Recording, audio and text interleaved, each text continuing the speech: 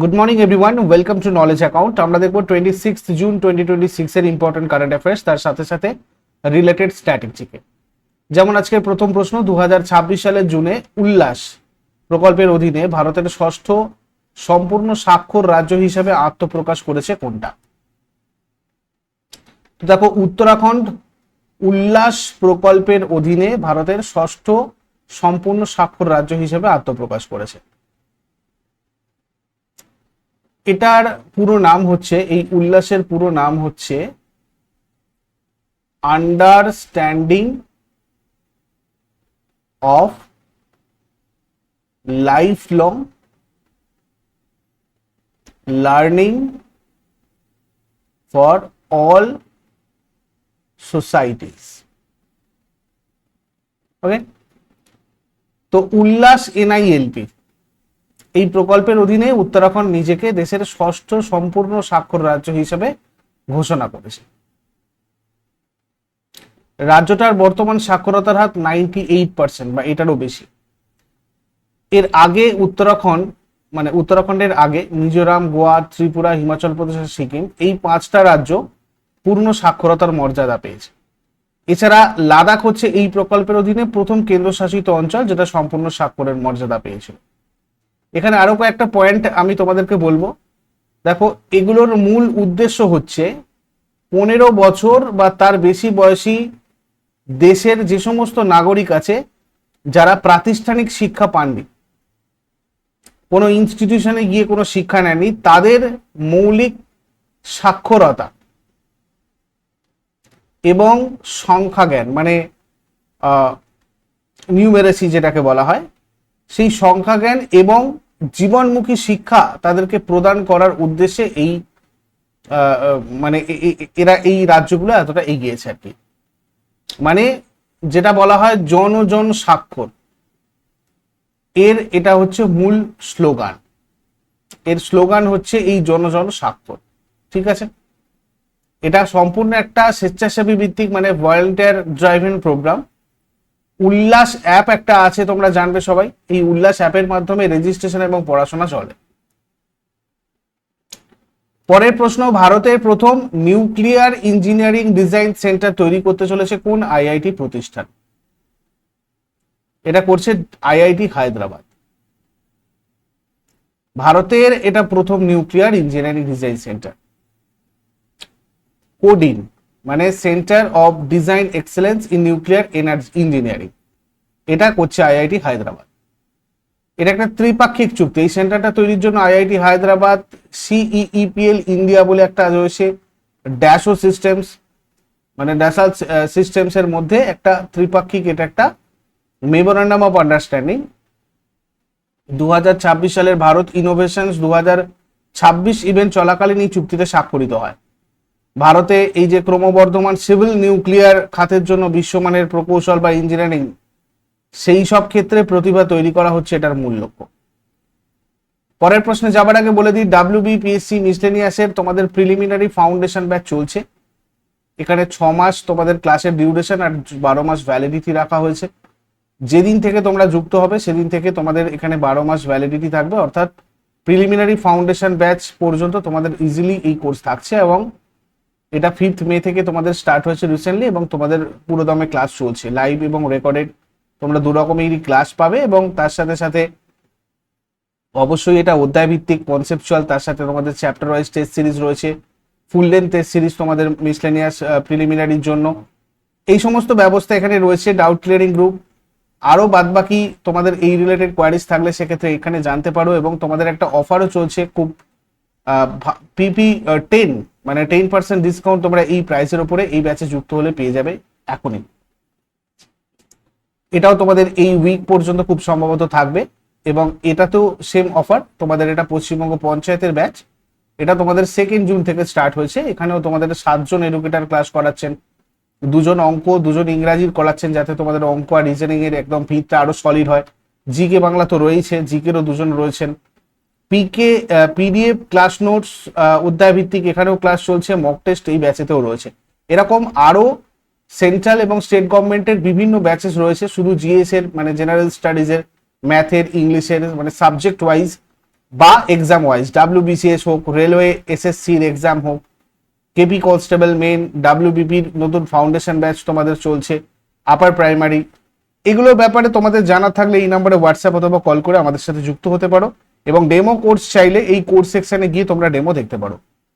ঠিক আছে, পরের প্রশ্ন আমরা চলে আসবো। কোন ব্যাংকের ম্যানেজিং ডিরেক্টর আর সিইও হিসাবে অতিরিক্ত দায়িত্ব গ্রহণ করেছেন রাজেন্দ্র কুমার সাবু? ইউকো ব্যাংকের এমডি আর সিইও হিসাবে অতিরিক্ত দায়িত্ব গ্রহণ করেছেন ইনি। ঠিক আছে, এই ব্যাংকের আগে নাম ছিল, মানে ইউকো ব্যাংকের আগে নাম ছিল ইউনাইটেড কমার্শিয়াল ব্যাংক। ইউকো ব্যাংকের সদর দপ্তর বা হেডকোয়ার্টার পশ্চিমবঙ্গের কলকাতাতে রয়েছে। জিডি বিড়লা প্রতিষ্ঠাতা, MD and CEO Ashwini Kumar. Next, 2026-এর দোহা ডায়মন্ড লিগে পুরুষদের জ্যাভলিন থ্রো ইভেন্টে কোন স্থান অর্জন করেছেন নীরাজ চোপড়া? আমাদের সেই টোকিও অলিম্পিক 2020-তে যিনি সোনার পদক জিতেছিলেন, তিনি এখানে চতুর্থ স্থান অর্জন করেছেন দোহা ডায়মন্ড লিগ 2026-এ। 2026 সালের জুনে দোহা ডায়মন্ড লিগে ইনি চতুর্থ স্থান দখল করেছেন। তার সেরা থ্রো যেটা ছিল 85.69 মিটার। এই প্রতিযোগিতায় 88.68 মিটার থ্রো করে প্রথম স্থান অর্জন করেছেন শ্রীলঙ্কার উদীয়মান তারকা রুমেশ পাথিরাগে। অর্জুন পুরস্কার নীরাজ চোপড়া পেয়েছিল 2018-তে, মেজর ধ্যানচাঁদ পুরস্কার পান 2021-এ, পদ্মশ্রী পান 2022-এ, 2020-তে প্রজাতন্ত্র দিবসের দিন বিশিষ্ট সেবা মেডেল পান, পরম বিশিষ্ট সেবা মেডেল পান 2022-এ, এবং তার সম্মানে 2021 সালে পুনের আর্মি স্পোর্টস ইনস্টিটিউট স্টেডিয়ামের নাম পরিবর্তন করে নীরাজ চোপড়া স্টেডিয়াম রাখা হয়েছে তাকে সম্মান জানানোর জন্য। এরপর ভারতে ডোপিং বিরোধী সচেতনতা বৃদ্ধির লক্ষ্যে ক্লিন স্পোর্টস ক্যাম্পেইন শুরু করেছে কোন সংস্থা? ডোপিং বিরোধী সচেতনতা বৃদ্ধির লক্ষ্যে ইন্ডিয়ান অলিম্পিক অ্যাসোসিয়েশন রিসেন্টলি এই ক্লিন স্পোর্টস ক্যাম্পেইন স্টার্ট করেছে। 2026 সালের 26শে জুন দিল্লির মেজর ধ্যানচাঁদ ন্যাশনাল স্টেডিয়ামে একটা আইও এর অ্যাথলেটস ফোরাম আয়োজন করা হয়েছিল, যেটা এবারে সেকেন্ড ছিল। তো সেখানে এই উদ্যোগের কথা জানানো হয়। এই ফোরামে 30টারও বেশি জাতীয় ক্রীড়া ফেডারেশনের প্রায় 75 জনেরও বেশি সক্রিয় এবং অবসরপ্রাপ্ত অ্যাথলেট, বিশেষজ্ঞ এবং ক্রীড়া জগতের নেতৃবৃন্দ অংশ নেন। ভারতীয় অলিম্পিক অ্যাসোসিয়েশন হচ্ছে ভারতের জাতীয় অলিম্পিক কমিটি, আমরা জানি। এটা 1927 সালে প্রতিষ্ঠিত হয়েছিল, যার সভাপতি বর্তমানে পিটি উষা রয়েছেন, আর এটার প্রতিষ্ঠাতা হচ্ছেন হ্যারি বাক আর আর্থার নোরেন। এরপর প্রতি বছর কোন তারিখে বিশ্বজুড়ে আন্তর্জাতিক অলিম্পিক দিবস মানে ইন্টারন্যাশনাল অলিম্পিক ডে পালন করা হয়? 23শে জুন পালন করা হয় আন্তর্জাতিক অলিম্পিক দিবস। প্রতি বছর বিশ্বজুড়ে 23শে জুন আন্তর্জাতিক অলিম্পিক দিবস বা ইন্টারন্যাশনাল অলিম্পিক ডে পালন করা হয়। এবছরের theme you can do this, let's move. 1947 সালে সুইডেনের স্টকহোমে অলিম্পিক কমিটির 41তম অধিবেশনে চেকোস্লোভিয়ার আইওসি সদস্য ডক্টর জোসেফ গ্রাস প্রথম এই দিনটা পালনের প্রস্তাব নেন। প্রথম আন্তর্জাতিক অলিম্পিক দিবসটা উদযাপিত হয়েছিল 1948-এ 23 জুন। 1894 সালের 23শে জুন প্যারিসের সরবনে ব্যারন পিয়েরে দি কুবেরতিনের নেতৃত্বে আন্তর্জাতিক অলিম্পিক কমিটি গঠিত হয়েছিল। সেই ঐতিহাসিক দিনটাকে স্মরণ করেই প্রতি বছর এই 23 জুন এই পালন করা হয়, মানে এই দিবসটা মানে আন্তর্জাতিক অলিম্পিক দিবস। এর ফলে 1896-এ এথেন্সে প্রথম আধুনিক অলিম্পিক গেম শুরু হয়েছিল, এটাও মাথায় রাখবেন। এরপরে ওয়ার্ল্ড ব্যাংকের কন্টেইনার পোর্ট পারফরমেন্স ইন্ডেক্স অনুযায়ী, এটা 2025-এর ইন্ডেক্স, যেটা রিলিজ হলো রিসেন্টলি। তো এখানে ভারতের সেরা পারফর্মিং বন্দর হচ্ছে আমাদের Jawaharlal Nehru Port Authority. World Bank আর S&P গ্লোবাল মার্কেট ইন্টেলিজেন্স যৌথভাবে এই কন্টেইনার পোর্ট পারফরমেন্স ইন্ডেক্স 2025টা, যার এটা 6th এডিশন, সেটা পাবলিশ করে, মোট কথা এরা করে আর কি। আর এই ইন্ডেক্সে জওহরলাল নেহেরু পোর্ট অথরিটি বিশ্বব্যাপী মানে গ্লোবালি 22তম স্থান অর্জন করে সেরা পারফর্মিং কন্টেইনার বন্দর হচ্ছে আমাদের ভারতের। পিপাভাট পোর্ট 28তম স্থান থেকে ভারতের শীর্ষ বেসরকারি বন্দর হয়েছে মুন্দ্রা পোর্টকে পেছনে ফেলে। মুন্দ্রা 30তম হয়েছে, বিশাখাপত্তনম 34 ধাপ নিচে নেমে 104তম স্থানে চলে গেছে। আর গ্লোবালি যদি দেখা যায় তাহলে প্রথম আর দ্বিতীয় স্থানে রয়েছে চীনের যথাক্রমে ফুজৌ আর ডালিয়ান বন্দর, তৃতীয় স্থানে রয়েছে ওমানের সালালা। আমি পুরো লিস্টটাই এখানে দিয়েছি, একবার সবাই চোখ রাখো। Jawaharlal Nehru Port Authority 22nd position globally, Pipavav 28th, Mundra 30th, Kandla 82nd position and Kamarajar 85th position. আর ভারতের দিক থেকে জওহরলাল নেহেরু 1 নম্বর, তারপরে পিপাভাব, তারপরে মুন্দ্রা, তারপর কান্ডলা এবং তারপরে কামরাজার। আর এদিকে ওয়ার্ল্ড ব্যাংক কন্টেনার এই যে ইন্ডেক্সটা, এটা আমরা গ্লোবালি দেখতে চাইলে ফুজাউ তো রয়েছে চায়নার ফার্স্ট, তারপর ডালিয়ান, দেন সালালা, তারপর বাওয়ান রয়েছে চায়না, তারপর চাইওয়ানের চায়না। এরপরে 2026 সালের জুনে কোন কেন্দ্রীয় মন্ত্রক নির্ভয়া ফান্ড এর অধীনে নির্ভয়া চেতনা নামক জাতীয় প্রশিক্ষণ কর্মসূচি চালু করেছে? এটা করেছে আমাদের পঞ্চায়েতি রাজ মন্ত্রক। খুব গুরুত্বপূর্ণ, গ্রামীণ স্তরে নারীদের নিরাপত্তা আর লিঙ্গ সমতা নিশ্চিত করতে কেন্দ্রীয় পঞ্চায়েতি রাজ মন্ত্রক এই নির্ভয়া চেতনা নামক এই জাতীয় প্রশিক্ষণ কর্মসূচি স্টার্ট করেছে। এই প্রথম আমাদের গোটা দেশে পঞ্চায়েতের 17.5 লক্ষেরও বেশি পুরুষ নির্বাচিত প্রতিনিধিকে নারীর নিরাপত্তা আর অধিকার বিষয়ে সচেতন করা হবে। এটা এই ধরনের বিশ্বের বৃহত্তম অভিযান। রাজ্য, জেলা আর ব্লক স্তরে মোট 28,500 জন মাস্টার ট্রেনার তৈরি হবে যারা এই প্রশিক্ষণ প্রদান করবেন। এই মডিউলটা তৈরি করেছে ট্রান্সফর্ম রুরাল ইন্ডিয়া। এই কর্মসূচিটা ভারত সরকারের নির্ভয়া ফান্ডের অধীনে পরিচালিত হচ্ছে। নির্ভয় রহো উদ্যোগ, দেখো এই ইনিশিয়েটিভ যেটা, এটা 2026-এর 11 মার্চ চালু হয়েছিল। আর এই মূল উদ্যোগের 3টে মানে অ্যাকচুয়ালি এলিমেন্ট রয়েছে বা পার্ট রয়েছে। একটা হচ্ছে নির্ভয় চেতনা, যেটার কথা বলছি। এছাড়া নির্ভয় নেত্রী আছে, 14.5 লক্ষ নারী নির্বাচিত প্রতিনিধিদের আইনি সচেতনতার সক্ষমতা বৃদ্ধি। নির্ভয় দৃষ্টি আছে, মানে বিভিন্ন টেকনোলজির মাধ্যমে নিরাপত্তা বাড়াতে গ্রাম পঞ্চায়েতগুলোতে সিসিটিভি ক্যামেরা স্থাপন করার। এই 3টে এলিমেন্ট রয়েছে নির্ভয় রাহর। এরপর 2026 সালে জুনে জিআই ট্যাগ পাওয়া খুরাসনি তেঁতুল মধ্যপ্রদেশের মান্ডু অঞ্চলের কোন বিখ্যাত গাছের ফল? এটাও নিউজে রয়েছে, ভালোভাবে দেখে রাখবে। বাওবাব গাছের ফল হচ্ছে খুরাসানি তেঁতুল। এটা 2026-এ জিআই ট্যাগ পেল, মধ্যপ্রদেশের প্রোডাক্ট। ওকে, মানে মধ্যপ্রদেশের আরো 4টে বিখ্যাত কৃষি পণ্যকে জিআই ট্যাগ দেওয়া হয়েছে। একটা তো গেল খুরাসানি তেঁতুল, এটা মধ্যপ্রদেশের ধর জেলার মান্ডু অঞ্চলের বিখ্যাত বাওবাব গাছের। অ্যাডান সোনিয়া ডিজিটাটা, টক মিষ্টি একটা ফল, এটার সাইন্টিফিক নেম। এছাড়া বালাম কাকুর বা শসা, ঠিক আছে, বালাম কাকড়ি বলা হয়। এটা মধ্যপ্রদেশের রতলাম জেলার সাইলানা আদিবাসী অঞ্চলে উৎপাদিত একটা বিশেষ জাতের শসা, যার ভেতর থেকে জাফরান আর সবুজ রঙের মিশ্রণ এবং গরমের সালাদ হিসেবে স্যালাড হিসেবে খুব জনপ্রিয়। গারাডু, এটা রতলাম জেলারই ব্যান্ডগারোদার খোতালপুর অঞ্চলে উৎপাদিত এক ধরনের স্টার্চ যুক্ত কন্দ বা আলু গোত্রীয় সবজি, যেটা শীতকালে ছাঁকা তেলে ভেজে মশলা দিয়ে খাওয়া হয়। তো আর একটা হচ্ছে মালবী আলু, মালবী পটাটো। ইন্দোরের এই আলুর প্রধান গুণ হচ্ছে এতে চিনি আর স্টার্চ কম থাকে, যার ফলে ভাজার পরও চমৎকার স্বাদ আর রং ধরে রাখে। এটা চিপস আর ফ্রেঞ্চ ফ্রাইয়ের জন্য একদম আইডিয়াল। এরপরে 2026 সালের জুনে ভারত সরকারের পক্ষ থেকে কোন রাষ্ট্রায়ত্ত সংস্থাকে অফিসিয়ালি নবরত্ন মর্যাদা দেওয়া হয়েছে? চেন্নাই পেট্রোলিয়াম কর্পোরেশন লিমিটেডকে দেওয়া হয়েছে নবরত্ন মর্যাদা। 2026 সালের 19 জুন ভারত সরকার চেন্নাই পেট্রোলিয়াম কর্পোরেশন লিমিটেডকে অফিসিয়ালি নবরত্ন মর্যাদা প্রদান করেছে, যার মাধ্যমে সিপিসিএল ভারতের 28তম নবরত্ন রাষ্ট্রায়ত্ত সংস্থায় পরিণত হয়েছে।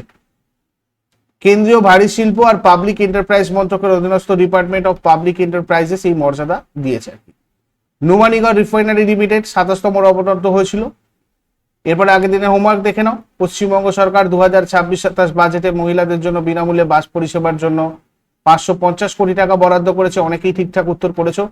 বাজেট নিয়ে যারা যারা ক্লাস দেখোনি দেখে নেবে। তোমাদের নলেজ অ্যাকাউন্টের যে ডেইলি কারেন্ট অ্যাফেয়ার্স এর প্লেলিস্ট রয়েছে, সেখানে তোমরা পশ্চিমবঙ্গের বাজেটের 2026-এর ডিটেলস একদম অ্যানালিসিস এবং তার সাথে এমসিকিউ কোয়েশ্চেনের একসাথে ক্লাস সম্পূর্ণ ফ্রিতে পাবে ইউটিউবে। আর 2026-27 বাজেটের প্রস্তাব অনুযায়ী রাজ্যে মোট 5টা নতুন জেলা গঠন করা হবে। এগুলো বাজেটের কোয়েশ্চেন ছিল, অনেকেই ঠিকঠাক উত্তর করেছো। যারা যারা দেখোনি বাজেট অবশ্যই দেখে নাও। আর গ্যালভানাইজেশনে কোন ধাতু ব্যবহার করা হয়? আয়ুর্বেদ শাস্ত্রে জনক কাকে বলা হয়? এগুলো শেষ কালে আজকে কমেন্টে আমাকে জানাও। চট করে আগের দিনের গুলো কুইক রিভাইজ করে নেবো। যারা যারা লাইভে রয়েছে অ্যান্সার করার চেষ্টা করো। 2026 সালের জুনে নিউজিল্যান্ডের অকল্যান্ডে অনুষ্ঠিত এফআইএইচ উইমেন্স নেশন কাপ 2025-26-এর ফাইনালে ভারত কোন দেশকে হারিয়ে চ্যাম্পিয়ন হয়েছে? নিউজিল্যান্ড। 2026 সালের জুন মাসে ভারতের সলিসিটর জেনারেল হিসাবে আগামী 3 বছরের জন্য কাকে পুনরায় নিযুক্ত করা হয়েছে? তুষার মেহতা। কোন শিক্ষা প্রতিষ্ঠান মানুষের ব্রেন স্ট্রেমের বিশ্বের সবচেয়ে নিখুঁত 3D অ্যাটলাস অ্যাঙ্কর প্রকাশ করেছে? আইআইটি মাদ্রাজ। 2026 সালের জুনে এডিবি ভারতের ডিজিটাল শিক্ষার উন্নয়নে কত মিলিয়ন ডলারের অর্থায়ন প্যাকেজ ঘোষণা করেছে? 10 মিলিয়ন। 2026 সালের জুনে স্কটল্যান্ডের রয়্যাল কলেজ অফ সার্জনসের কার একটা 90 কেজি ব্রোঞ্জের মূর্তি উন্মোচন করা হয়েছে? মহর্ষি সুশ্রুত। 2026 সালের জুনে মধ্যপ্রদেশের কোন বিখ্যাত আলু জাতটা ভৌগোলিক স্বীকৃতি বা জিআই ট্যাগ লাভ করেছে? ইন্দোরি মালবী আলু। উত্তর পূর্ব ভারতের বৃহত্তম জৈব মশলা প্রক্রিয়াকরণ ইউনিট কোথায় উদ্বোধন করা হয়েছে? মেঘালয়। প্রতি বছর কোন দিনটিতে বিশ্বজুড়ে রাষ্ট্রসংঘের বিশ্ব শরণার্থী দিবস বা ওয়ার্ল্ড রিফিউজি ডে পালন করা হয়? 20 জুন। 2026 সালের নতুন দিল্লিতে স্মার্ট ওয়্যার হাউসিং সিস্টেম কে চালু করেছেন? প্রহ্লাদ যোশী। 2026 সালের জুনে ভারত সরকার অপরাধ তদন্ত আর পুলিশিং ব্যবস্থার উন্নতির জন্য কটা নতুন অ্যাপ চালু করেছে? 4টে নতুন অ্যাপ চালু করেছে। এগুলো ছিল আগের দিনের কোয়েশ্চেন। ইউজফুল বলে মনে হলে অবশ্যই লাইক করো, বন্ধুদের সাথে শেয়ার করো আর কমেন্ট করে ফিডব্যাক জানাও। আর প্রতিদিন সকাল 6টার সময় ডেইলি কারেন্ট অ্যাফেয়ার্স এর আপডেট সবার আগে পাওয়ার জন্য নলেজ অ্যাকাউন্টকে তোমরা সাবস্ক্রাইব করে বেল আইকন প্রেস করে অলে ক্লিক করে রাখো। Thank you so much, take care, have a great day.